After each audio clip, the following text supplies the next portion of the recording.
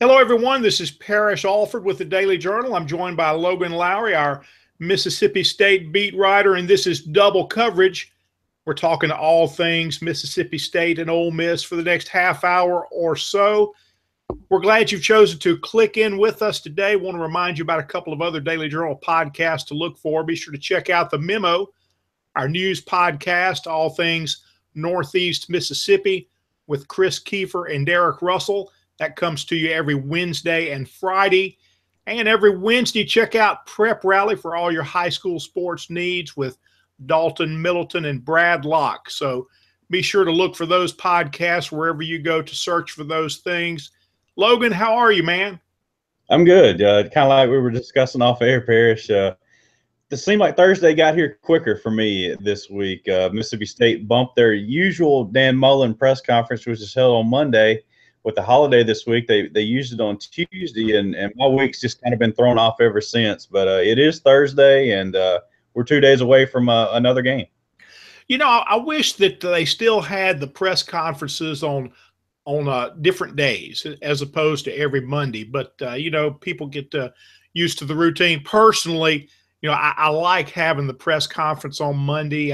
It gives you a chance to review the Saturday game when it's still somewhat fresh in the minds of a lot of people and look ahead too. But when you have it on Monday, though, that look ahead part for coaches is still kind of tough. They haven't gotten that deep into their preparation and film study and whatnot. But anyway, that's where we are. I'll tell you what, when State and Ole Miss both have the press conferences on the same day, that really takes a toll on the sports section in terms of the space and how the teams get played from week to week.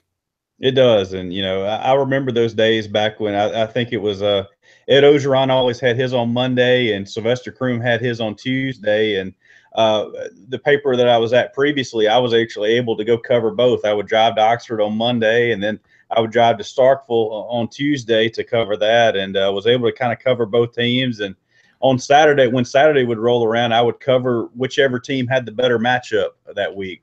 So that was able to. I didn't cover a whole lot of Charleston Southern versus Mississippi State games. If that was the case on that weekend, I would try to cover whichever game had the better matchup. Well, Logan, let's start with Mississippi State. Tell us about Charleston Southern and the Bulldogs. Obviously, it looked like a one-sided affair all the way around. I know you didn't get to see State much at all during camp, so a lot of this stuff was new.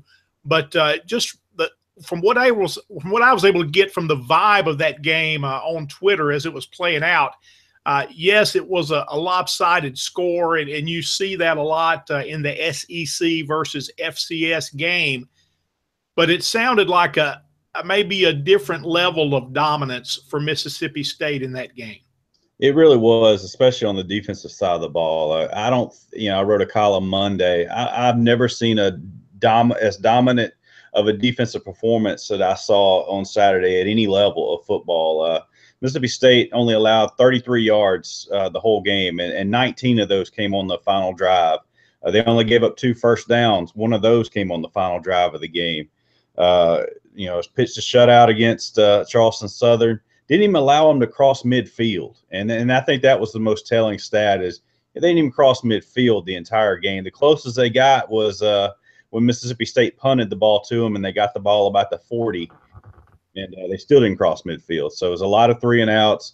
2 safeties put up by Mississippi State's defense. They only allowed 0.7 yards per play in the entire game, and it was just dominant. And it wasn't just like Mississippi State threw its starters out there and played them the entire game. I mean, they ran at least 3 waves of defensive players through there, especially in the second half. And, they finally started moving the ball on a bunch of walk-ons there at the end of the game and picked up 19 yards. So that's where 19 of those 33 yards came through. But it was dominant, and it was good to see. And you're right. I mean, you expect to see a SEC team, when they play an FCS school to be able to dominate the line of scrimmage in that way. But yeah, you go back to last year, Mississippi State gave up 627 yards. I forget, double-digit first downs. I think it was close to 20 first downs, maybe even more than that. 41 points to Sanford last year. So, you go back to last year's FCS game and this year's, is two totally different defensive performances. And, it was Todd Grantham's debut on that side of the ball. So it was encouraging to see. Now, I don't think Mississippi State's going to dominate SEC schools that same way on defense, but it was encouraging to see, especially as horrible as they were on defense last year. But you look on the offensive side of the ball, they got some things done on that side. Still got some work to do on the offensive line.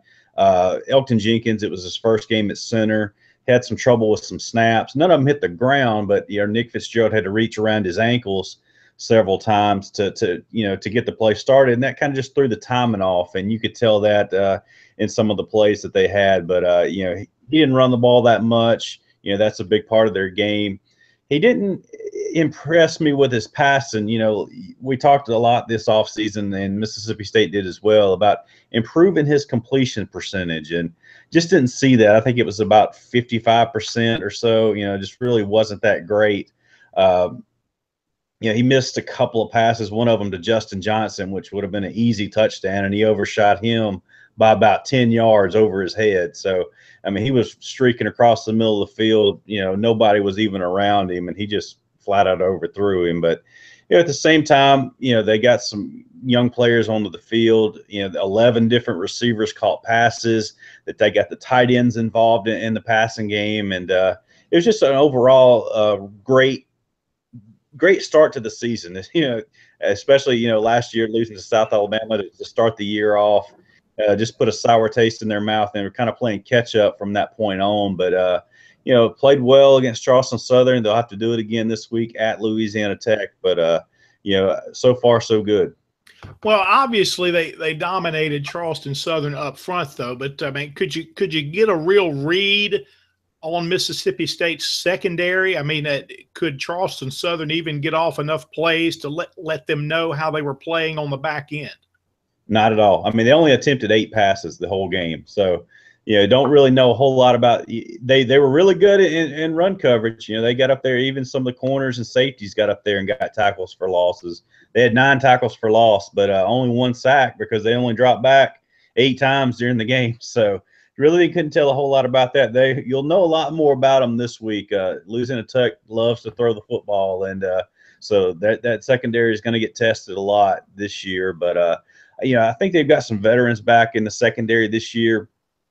They've started the season off without 2 starting corners last year, and played the whole season without one of them, and played half the season without one of them. So, they've got Tolando Cleveland back there now, and some of those younger corners and safeties got experience last year. So it's a much more mature secondary, but we'll have to kind of see how they do this weekend when they're tested for the first time. Well, what was the vibe like after the game? Obviously, defense was such an issue at both of the schools we covered last year, Mississippi State, as well as Ole Miss. But what was the feeling? You have to take it with a grain of salt to some degree because it's the FCS game. But you went out and you did exactly what you wanted to do in this kind of game. Talking to some of the defensive players, especially some of the ones that were around last year, they were very encouraged. You can just tell that they got their confidence back, and it was good to see.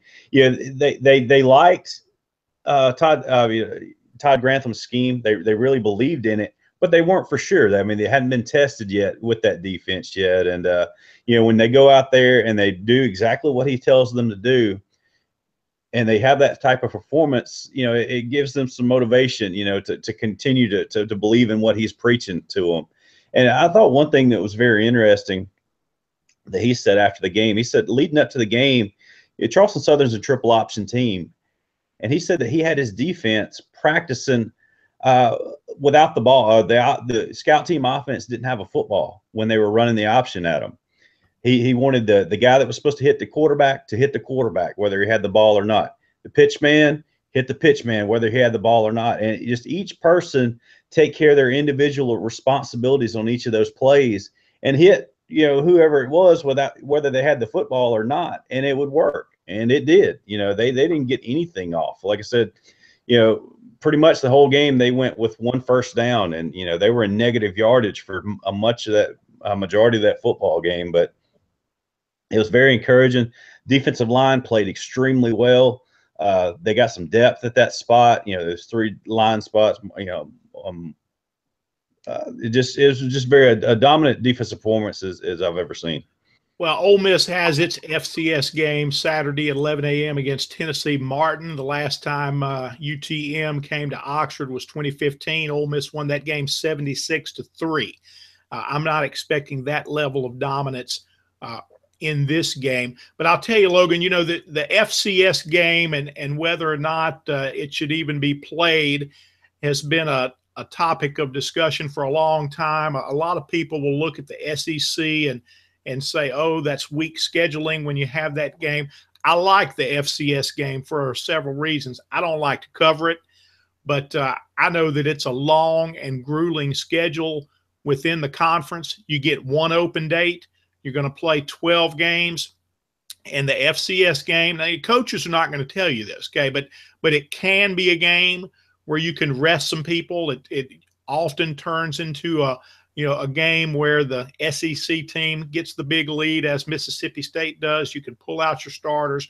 You can get experience for others. It's also, when you consider off the field, it's a time that kids and families who don't ordinarily get to go to a game and get inside the stadium and see things like that. You know, lots of times those are the people who can make it to the FCS game. If the school itself is going to have some tickets left over that it can use in different ways and maybe bring in some groups like that, you know, this is going to be the game. So there is some benefit to this game. Now there's more benefit, I think, when it comes later on the schedule than it's coming right now. Mississippi State having its game last week and Ole Miss this week. But, you know, that's just what it is. When it does come earlier in the schedule, as it has for these teams, then you know, maybe you use it to get a look at your younger players and you can kind of ease them into a 4-year college schedule, as opposed to opening up with you know, a big Power 5 opponent. So there are benefits to this FCS game, and I think you're going to continue to see teams like this on the schedule. Ole Miss opens up with a 47-27 win over South Alabama last week. Not an FCS team, but, you know, a middling group of 5 opponent from the Sun Belt Conference, a team that was 6-6 in the regular season and reached a bowl game last year, a team that won at Mississippi State. We've talked about that, but also won at San Diego State when that was a ranked opponent on the road that the Jags were able to defeat. So, you know, a fair opponent for Ole Miss, and I thought that opening game went about as well as it could go for the Rebels.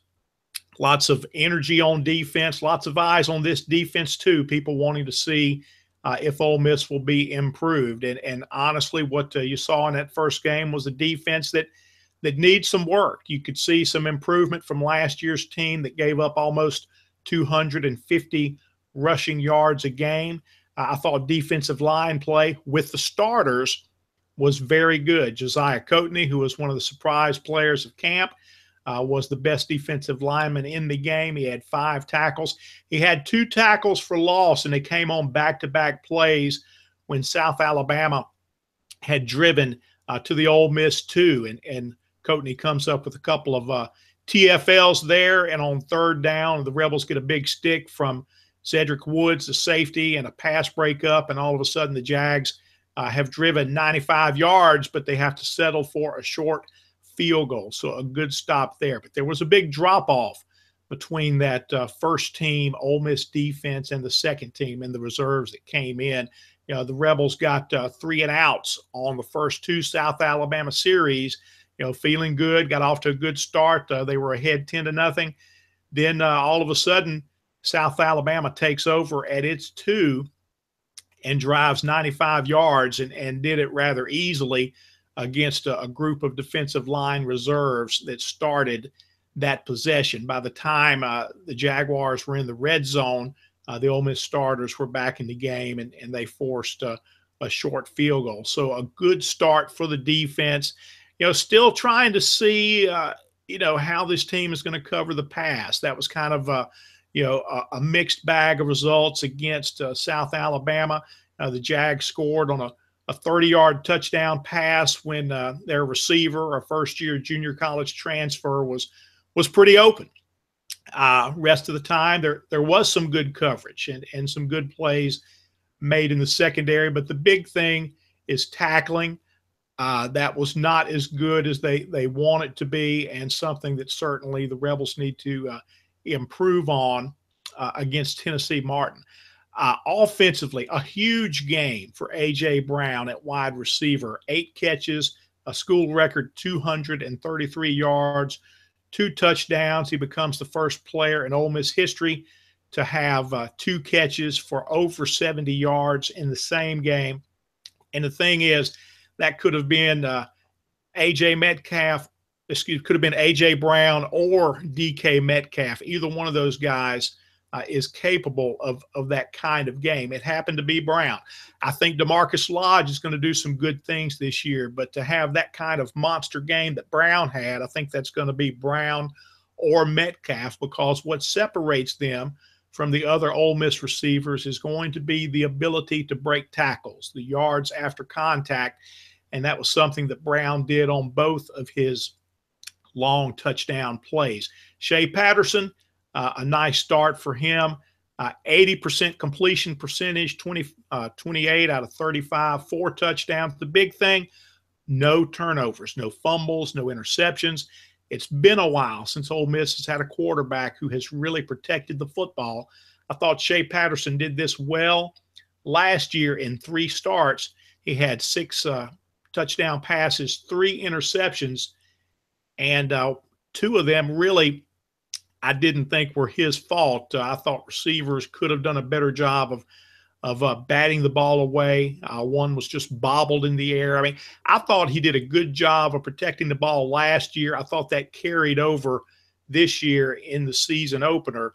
So that's Ole Miss against South Alabama. Logan, looking ahead as Mississippi State goes to Louisiana Tech, where do you think the Bulldogs need to improve? Where do they need to be better in week 2?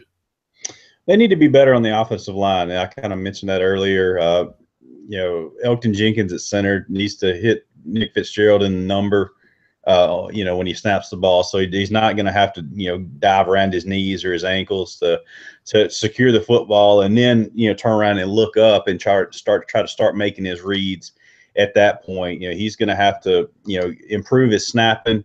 And then at right tackle, Stuart Reese, who's a redshirt freshman, made his first start this past Saturday, had a couple of false starts, and that was at home. So obviously going on the road to Louisiana Tech, not going to be just a huge crowd like what you see in the SEC quite a bit, but going to be a hostile environment, no doubt. And he's going to have to make that adjustment. He's going to have to mature. You can't have those pre-snap penalties if you want to keep ahead of the chains on offense. But it's really the only 2 areas. And, like I said, the mystery of the secondary on defense is still out there. You don't really know what you have in pass defense. But, so what I saw, from the run defense, it was very, very good. Obviously facing a completely different style of offense this week. Louisiana Tech loves to throw the football. They put up a lot of points. They beat Northwestern State 52-24 last week.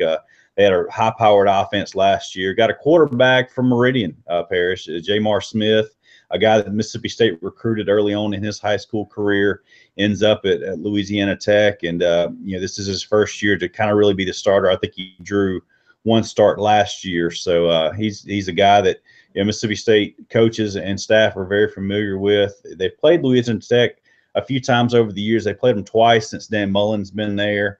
One of those games took overtime here in Starkville a few years ago, and then in 2015, Mississippi State won pretty handedly, but Louisiana Tech still scored some points in that ball game as well. So, it's an environment that I've been to before. Back in 2008, Mississippi State, I think, was the first SEC team to ever go to Ruston to play a game, and to start off that 2008 season, Jamar Chaney breaks his leg in that game. Mississippi State loses. They open the season. Kind of the last, the first writing on the wall for Sylvester Croom, that it's going to be the end. And obviously it ended very sourly in 2008 as well with a 45-0 loss in the Egg Bowl. So that was kind of the first indication that was going to be the last season for Sylvester Croom, going to Louisiana Tech and losing. And you know, it was. I'm kind of curious to see, because they've made a lot of improvements to their stadium since 2008, and I'm interested to go see, because the first trip that I made there, it was kind of it was almost like a high school environment. You know, they had big, the stadium's kind of sunk in, and they had two berms on in the end zones, and there was kids rolling down the berms, and they were throwing those little plastic footballs up into the stands and stuff. It had kind of a feel of a high school game. So I'm ready to see some of the improvements that they've made there, and kind of see what the atmosphere is like in Rugby. Well, I will tell you this, Logan, just from following along on social media, I know they have a new press box, which is always important for us. So I think that's going to be a nice thing for you there. Two other things, man, when you're going through on I-20 there, you get off at Monroe, you could check out Johnny's Pizza or Dankin Trail Barbecue, man. It'll be worth your time. Let's talk a little bit about the Rebels and what to expect for Ole Miss against Tennessee Martin, where they need to improve. Three things I'd like to see Ole Miss do better in week 2. Number one, run the football better. I think that there are high expectations for Jordan Wilkins. He looks good, eager, hungry, all that. He was just okay in the first game. Wasn't really anything beyond average, and he had a fumble as well that led to a touchdown for South Alabama. Phil Longo, first-year offensive coordinator, kind of downplayed the running game earlier this week and said, well, part of the reason that or part of the way the run game is evaluated is how it helps this offense create opportunities downfield. And I get that, but if you're going to hand it off, you need to get more than 3.5 yards a carry. Devon Penniman, the sophomore, the number 2 back, came in, did a little bit better, averaged almost 5 yards a carry. I had a nice 13-yard run, scored on a 2-yard touchdown run. So we'll see what Ole Miss gets from its backs. There's some hidden yardage in that run game as well, with the way they were giving the ball to the backs a couple of times with a little shovel pass, and one of those netted about 15 yards for Jordan Wilkins. So there always will be that with this offense. But bottom line, this team is going to need to run the ball better. We'll see how they do that against Tennessee Martin. Also, I mentioned tackling earlier. You can have as much energy as you want, and you can get a lot of people to the football. Wes McGriff calls it populate the football. He says we populated the football pretty well. I like that, Logan. You know, as you know, these coaches, they bring in their own cliches, and this previously has been called gang tackling. But the bottom line is, Ole Miss had people around the football most of the time. It's not going to happen every time, and scholarship players need to make scholarship plays, and sometimes that's going to involve a solo tackle. So Ole Miss needs to tackle better this week. They need to cut out some of that secondary yardage that South Alabama was getting with some of its run game. The other thing, you know, Shea Patterson, it's hard to complain about a guy that completes 80% of his passes, but Patterson needs to be a little bit more poised early in the game this week. I think he will.